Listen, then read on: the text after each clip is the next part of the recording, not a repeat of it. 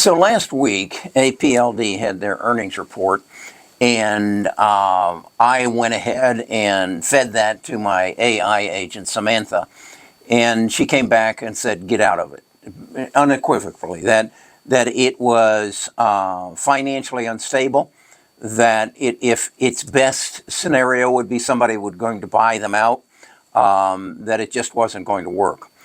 I had been following Applied Digital for 2 years. I recognized when they were operating out of Texas, and they had these 3 data centers up in North Dakota, financed by the North Dakota State Bank. And I used to work for Polaroid and covered Minnesota, North Dakota, South Dakota, and western Wisconsin. So I knew the territory, and I knew why they were there. Data centers create heat. Data centers use energy. And there's plenty of wind farms up there, and it's always cold. Not always, but for the most part, it's cold. So I was behind them. I also knew they were financed by the North Dakota State Bank, and I had some dealings with them. And these are just down-to-earth, good people who don't make many mistakes because they don't do many things. There isn't much business up there. So I had kind of a warm feeling towards them. They sold the operations out of Texas to their big renters and then put all their efforts towards North Dakota. Samantha nonetheless said, this is not a good bet. I discussed it. I didn't sell it. I discussed it in our Stock Talk on Friday. I was asked what I was going to do. I said I was going to make a video on it, and I'd make a decision this week or this weekend. And so I gave it a lot of thought this weekend, and then I realized something. This is a data center. This isn't a Ford Motor Company, and it's not a Meta. It's a data center. And I had used the words in the past that AI was a utility. And what these people were doing were building the infrastructure of a utility.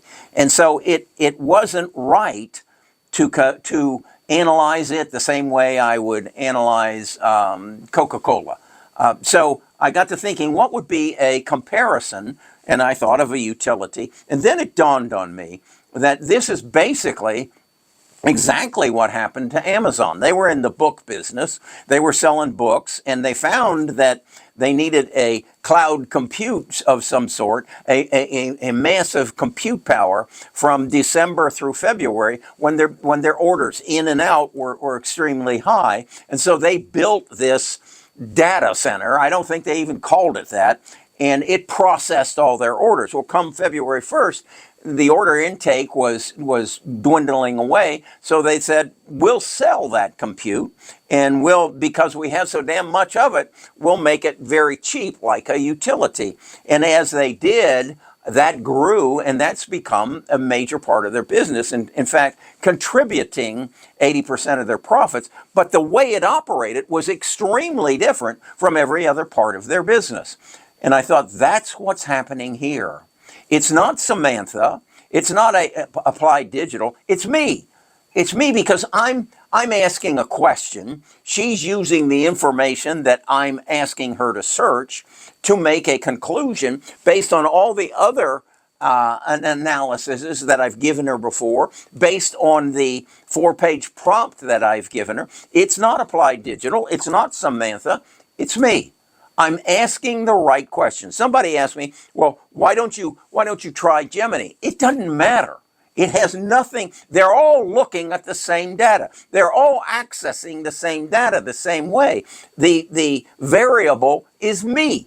It's the way I structure the question to guide her to the conclusion, is this a good company to invest in based on the information I've given you? And I hadn't given her the right information. So I rewrote the prompt, basing it on, look at what Amazon did, look at how the utilities did and how they grew. Now analyze Applied Digital in that framework. Came back with a totally different answer. Then I said, okay, now let's do that same type of analysis with Nebius, with Iran, with Galaxy, with CoreWeave. And now let's look at all of them and explain to me how they all differ and operate together And now let's make our decision on Applied Digital and what should we buy, sell, or hold. Got a totally different answer. And then said, Samantha, this will be the prompt that we will use anytime we're looking at data centers. Like I had created a different prompt when I recognized that if I was dealing with a stock that was basically involved in cryptocurrency, it was totally different than a stock who was manufacturing a product or a service and making it available and trying to make profits off of it. So, with that in mind, I learned. And what I was asked the question today on a comment on a video, why don't you try this with Gemini? It doesn't matter. They're all searching the same data. It is not that's not what's going to make the difference. The difference is the software or the prompt that you use to determine the answer that you're looking for based on all the data currently available. So that's what AI is. It can sit out there and it can be as dumb as a rock if you don't know the right question to ask.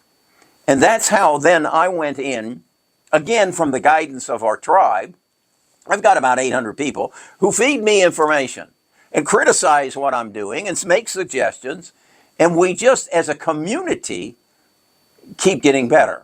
As I told you, I started this. I actually started with Samantha 2 years ago, but in May or in January, I kind of learned about their $200 package and their deep research, and from January through May, I worked to build my confidence in what Samantha was doing, and so in May I turned $668,000 over to her, and since then she has turned that into $1.45 million, over a 100%, and we haven't reached the 1 year anniversary yet, and I honestly believe that this is just going to keep getting better as I learn how to use it better, as I learn where to go to get and subscribe to the data that I give to her to analyze, and it doesn't matter. I honestly don't believe it matters whether I'm at ChatGPT or Gemini or Perplexity or any of them, because they're all searching the same data. The variable is the guy, the gal, the person, the machine asking the questions. And if that machine doesn't adjust as it moves forward, it'll fall behind. That's just plain and simple. It's like Goldman Sachs or J.P. Morgan has a team of analysts. Some young dude comes in and it says, "Have you ever thought of doing it this way?" And they all light up and say, "Oh my God, I never thought of that." That's what has to be happening behind AI. It can be as good as you want it, but if the input, the question, the prompt isn't structured properly, you'll get the wrong answer. So the human has to stay in it, at least until now. Now, somewhere in the future, I totally believe Samantha would have come to me and said, "Kerry, have you ever really thought that maybe Applied Digital isn't the same as Coca-Cola? And so you can't judge it under the same criteria?" "No, I never thought of that, Samantha." That's where we're going. And if you aren't a part of that, you're just going to fall further behind. It's like somebody said, "I just can't believe that I traded all last year and the Dow beat me." The key word in that is you traded. You didn't invest. You traded. You tried to beat the market. Don't try to beat the market. Try to know what you own, why you own it, how it's structured, how it takes its efforts and turns it into revenues, and then how it turns those revenues into profits or earnings. And then it's just a PE ratio. And if you don't know what a PE ratio or a PEG ratio or a price to book or price to earnings is, get out of the stock market, because you're going to get your ass kicked because you don't know what you own and you don't know why you own it. But if, on the other hand, you want to learn how to do that, you can make more money in that stock market than you can make at any casino, at any betting on football games, because there's more money generated out of the stock market than any of those other means.